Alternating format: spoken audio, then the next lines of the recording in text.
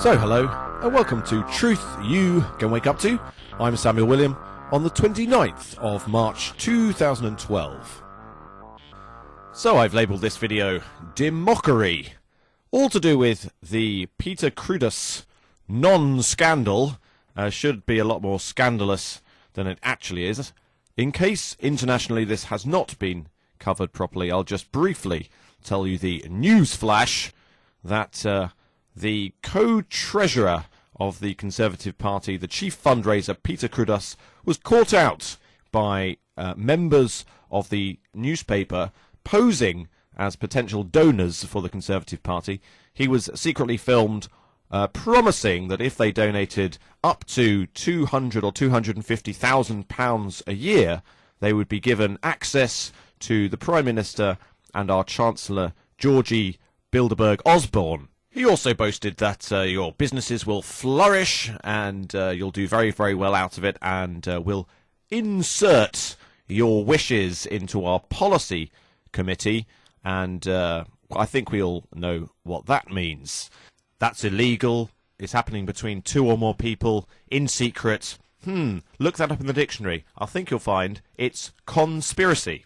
Now, I think as far as the Conservative Party and David Cameron in particular are concerned, the only thing that really went wrong here was that it was found out. They got caught out. Let's just hear what David Cameron actually said about this.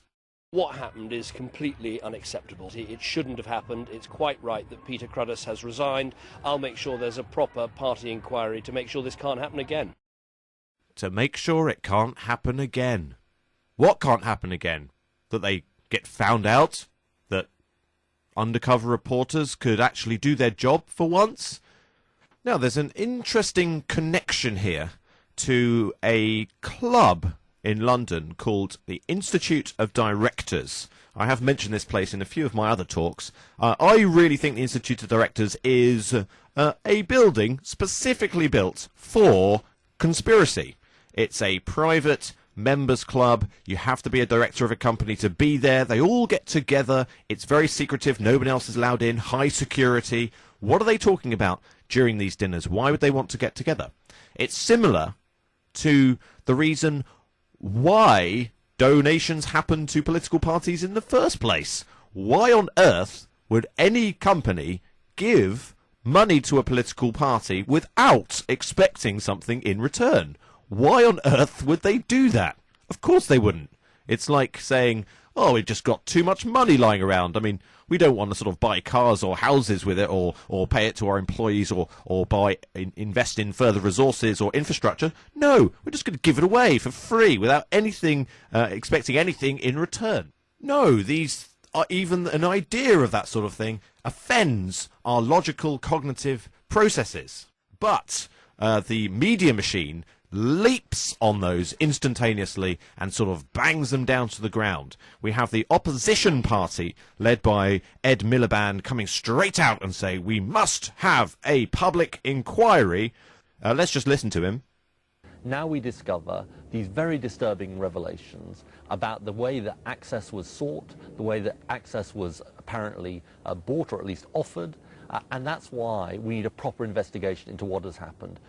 He means we must have a long drawn-out discussion about what happened and hope that it goes away. Because we all know that public inquiries don't work. Look at the Iraq inquiry. We had certain very high-up political leaders essentially, at least in terms of the law, committing war crimes and genocide. That is essentially, under international law, what happened. If it's an illegal invasion, lots of people, lots of civilians die, then that is a form of genocide. And did the inquiry do anything about that? Or was it the inquiry, in fact, part of the cover-up?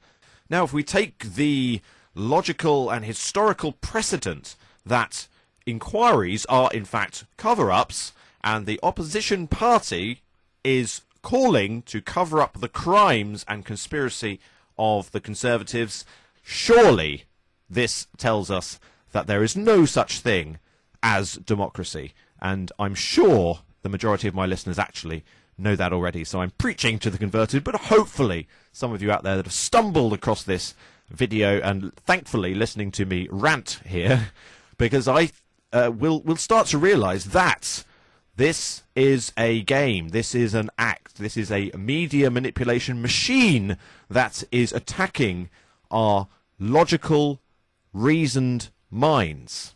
Under logic and reason, we should get a little bit angry about the kind of things that they are literally getting away with.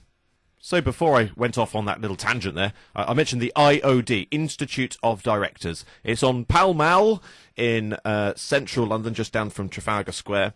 And a little bit later on, I'll go into greater detail about this curious, very curious biography of Peter Cruddas, this strange Cockney gangster that's been at the heart of the Conservative conspiracy for quite a while now, I think.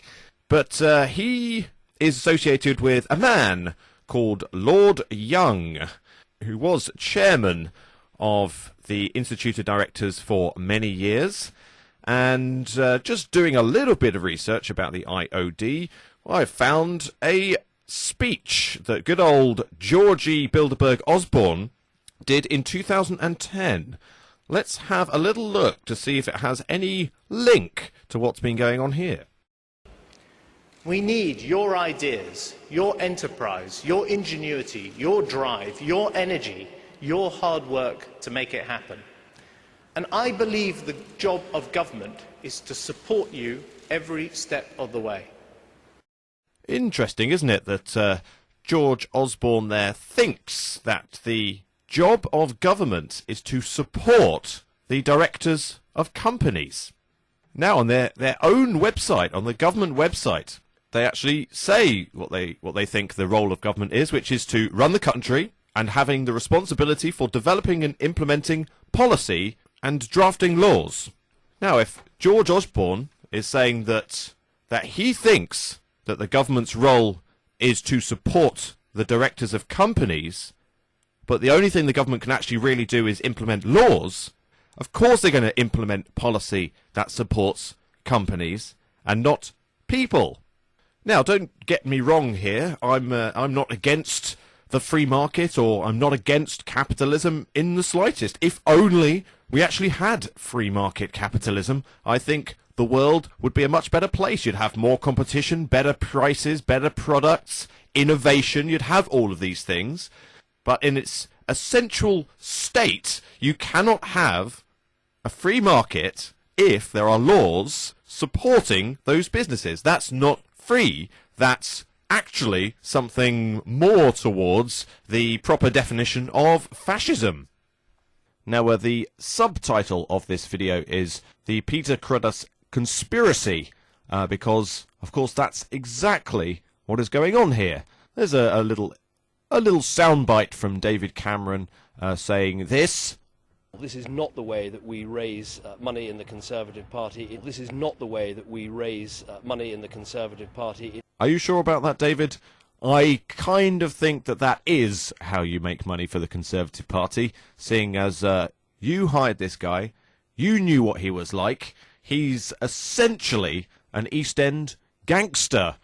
This guy grew up in the East End, worked for the City of London. A very interesting biography he has, because when he was slightly younger than he is today, he actually, quite interestingly, worked for the Bank of Iran in the City of London, which is an interesting little tidbit that I came across. Also, one of the national banks for Jordan. So this guy has some sort of links into the financial system of the Middle East. Now, seeing as he was involved in the financial area of the Conservative Party, it should worry us really that this man actually started a company in 1989 called CMC Markets, which is a UK-based derivatives dealer. So we have a self-made billionaire who's made all his money on the back of derivatives in the heart of the financial sector of the Conservative Party. Ding, ding, ding, ding, ding, ding. Is it not ringing any bells? CMC Markets, which presumably stands for Conmen Corporation, is 86% owned by Peter Cruddas and his family, 10% owned by Goldman Sachs. Ooh, what a surprise. This guy actually lived for a lot of his career in Monaco, and then commuted into the City of London every day in a private jet landing at London City Airport, which is a pretty nice life, I suppose. Of course, he was caught out promising things for money. Strange. Now, digging a little bit deeper into this guy, Peter Cruddas, really reveals some rather interesting things. Firstly, his so-called philanthropy. Now, of course, all top businessmen who are billionaires like to really help charity, just like the Freemasons like to really help charity.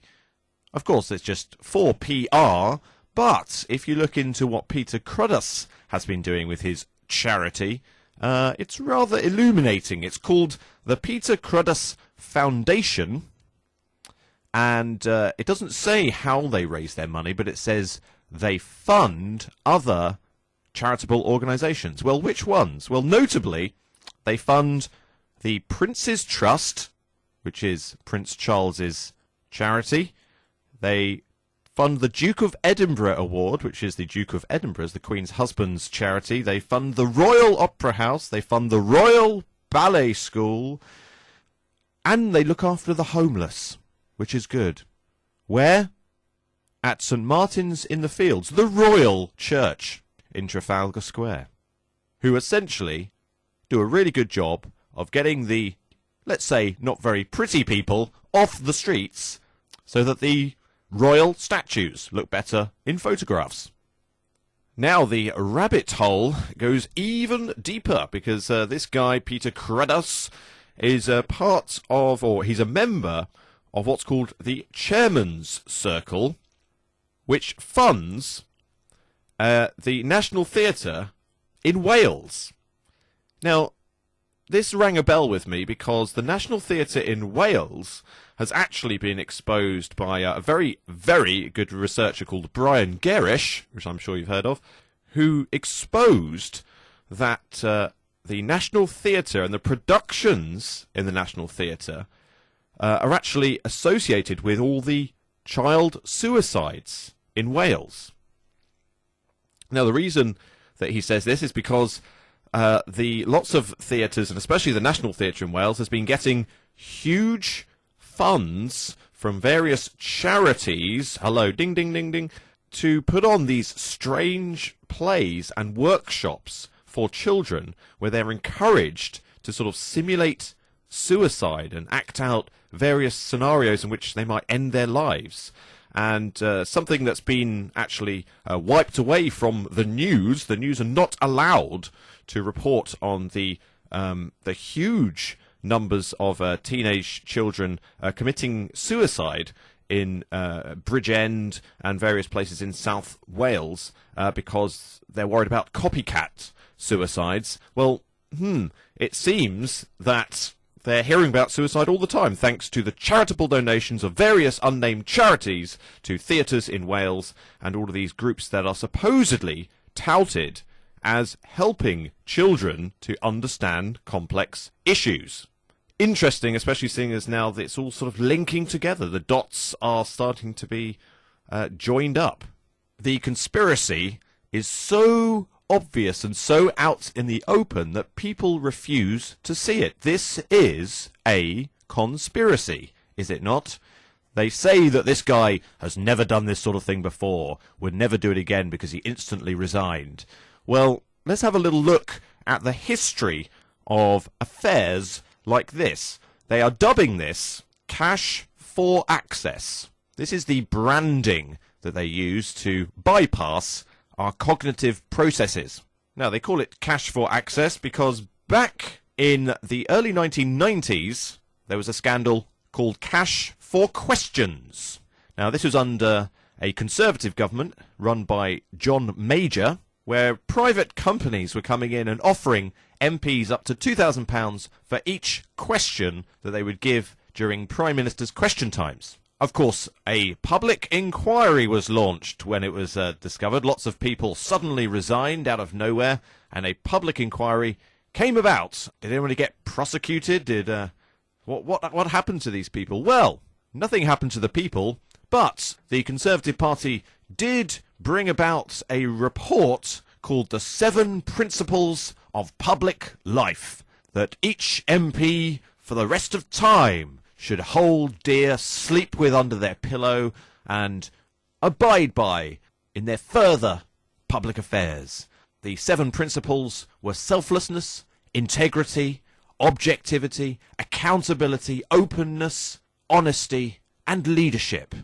So we can definitely see how that really worked for the Conservative Party, and definitely another public inquiry would probably be just as effective. Now, that was followed some years later by the 2006 Cash for Honours scandal. This was under Tony Blair, where large sums of money were offered to the Labour Party for certain friends of the Labour Party to get into the House of Lords. Of course, not a lot happened. They had a public inquiry. A few people resigned. Nobody got prosecuted. In 2009, we had the Cash for Influence scandal. That was under the Labour Party, when £120,000 was offered if a member of the House of Lords would amend a policy for a private company. So a private company wanted some amendment to some government policy, and they got it, only with £120,000. In 2010, a Cash for Influence scandal, when undercover reporters for The Guardian posed as a lobbying company for a private organisation and were offering £5,000 a day to MPs if they could influence government decisions.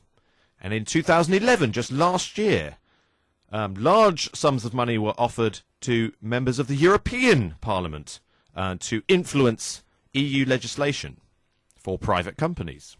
And now, in 2012, we have the Cash for Access. So if you look at the timeline there, 1994, 2006, 2009, 2010, 2011, 2012... Information is power, because it allows people to hold the powerful to account. Of course, we can only really be empowered, David, if we have the information in the first place.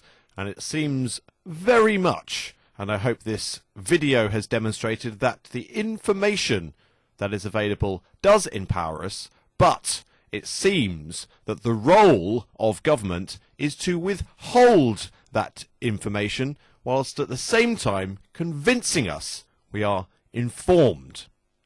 I hope in some way I have contributed with this video to that information, and for bits and bobs of other information, do check my back catalogue by visiting my YouTube channel, and there you can subscribe, getting dangerously close to 500 subscribers now, and then we'll aim for 1,000. Thank you very, very much for listening. I've been Samuel William, and this has been Truth You Can Wake Up To.